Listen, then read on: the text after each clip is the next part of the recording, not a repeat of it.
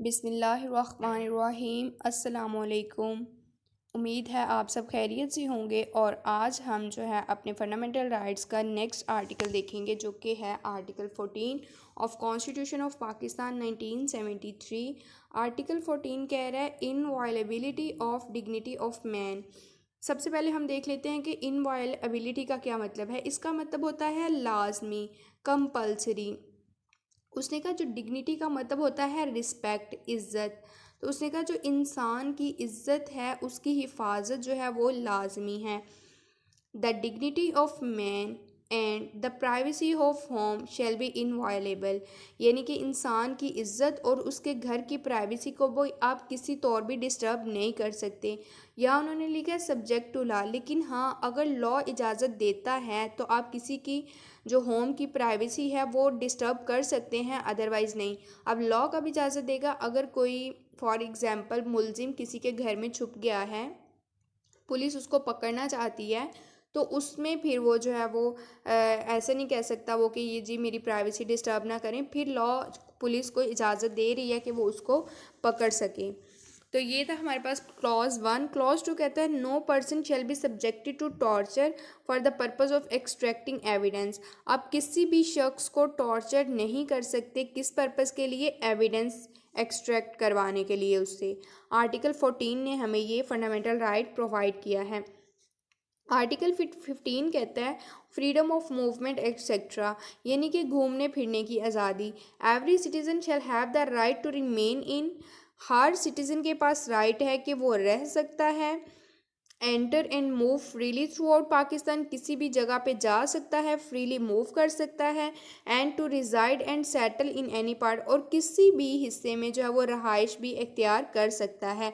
अब इस पे भी एक जो है वो उन्होंने रिस्ट्रिक्शन लगा दी, subject to any reasonable restriction impose by law in the public interest. लेकिन अगर पब्लिक इंटरेस्ट को देखते हुए लॉ ने कुछ रिस्ट्रिक्शंस इम्पोज की हैं तो वो आपको फॉलो करनी पड़ेंगी।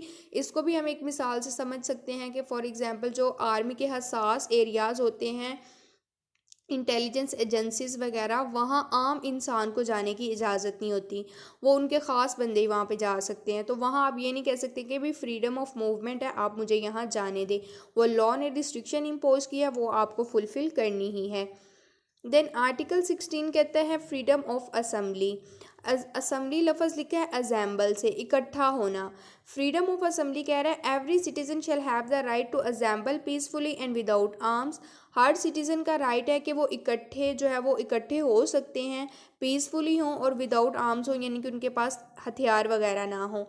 इसमें भी फिर उसने रिस्ट्रिक्शन लगा दी, subject to any reasonable restriction impose by law in the interest of public order.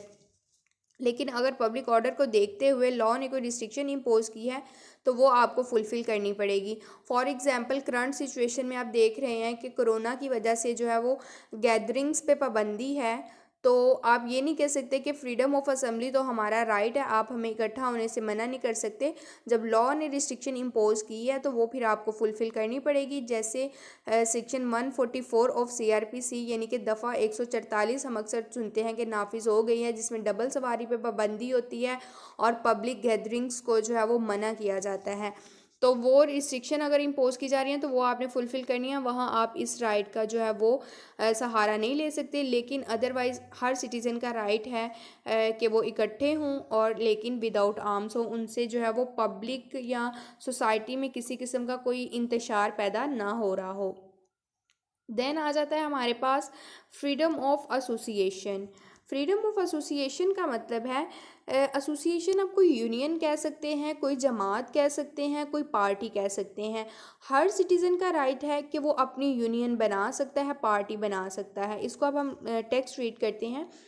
Every citizen shall have the right to form associations.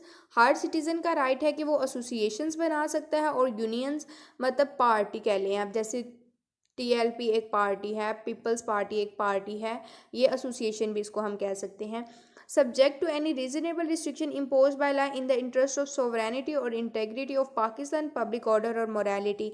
लेकिन अगर उस एसोसिएशन या यूनियन से पाकिस्तान की सोवरेनिटी या इंटेग्रिटी को ख़तरा है तो फिर आप पे जो है वो रिस्ट्रिक्शंस इम्पोज होंगी कि आप ये एसोसिएशन या यूनियन नहीं बना सकते। अदरवाइज़ आप बना सकते हैं, लेकिन वही है कि आपको इन चीज़ों का ख्याल रखना है कि आपकी जो एसोसिएशन या यूनियन के जो पर्पसेस हैं, जो ऑब्जेक्ट है उसको बनाने का, वो पाकिस्तान की सोवरेनिटी, इंटेग्रिटी या पब्लिक ऑर्डर के अगेंस्ट नहीं होना चाहिए।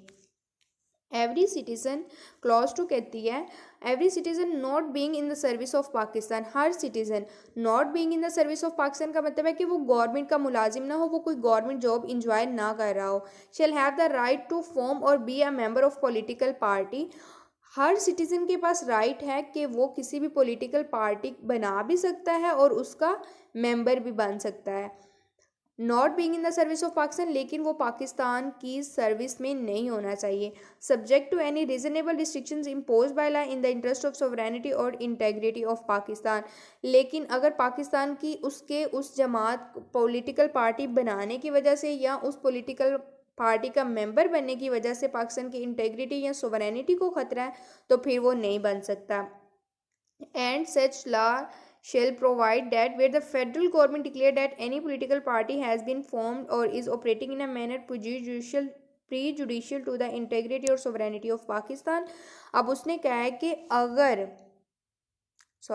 And such law shell provide that, ठीक है, अगर लॉ ये कहता है या फेडरल गवर्नमेंट ये डिक्लेयर करती है कि ये पॉलिटिकल पार्टी अगर बनती है या ये पॉलिटिकल पार्टी बनी है और ये पाकिस्तान की सोवरेनिटी और इंटेग्रिटी के ख़िलाफ़ काम करती है, पॉलिटिकल पार्टी को फेडरल गवर्नमेंट ने डिक्लेयर कर दिया कि ये पाकिस्तान की सोवरेनिटी और इंटेग्रिटी के ख़िलाफ़ चल रही है, देन क्या होगा, the federal government shell with in 15 days of such declaration, अब जब फेडरल गवर्नमेंट ने उसको डिक्लेयर किया है तो डिक्लेयर करने के 15 दिन के अंदर अंदर refer the matter to the supreme court, इस मैटर को जो है वो सुप्रीम कोर्ट को रेफ़र कर देगी कि भाई फ़लाँ पार्टी जो है वो पाकिस्तान की इंटेग्रिटी और सोवरेनिटी के अगेंस्ट जा रही है, और जो सुप्रीम कोर्ट का डिसीजन होगा उस रेफरेंस पे वो फाइनल होगा। लाइक अगर सुप्रीम कोर्ट ने डिक्लेयर कर दिया कि हाँ भाई ये पार्टी वाकई ही पाकिस्तान की सोवरेनिटी और इंटेग्रिटी के अगेंस्ट चल रही है, तो फिर उस पार्टी को या तो ख़त्म कर दिया जाएगा या जिस तरह आजकल वो कल अदम करार देते हैं,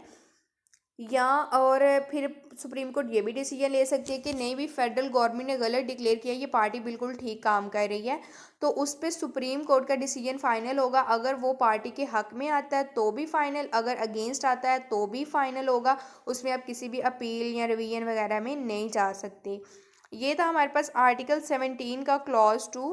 क्लॉज 3 कहते हैं every political party shall account for the source of its funds in accordance with law, हर पॉलिटिकल पार्टी से ये पूछा जा सकता है और वो उसके लिए अकाउंटेबल है, जवाबदेह है कि उसने अपने फंड्स जो हैं वो कहाँ से किए हैं, उसके पास ये पैसा कहाँ से आ रहा है।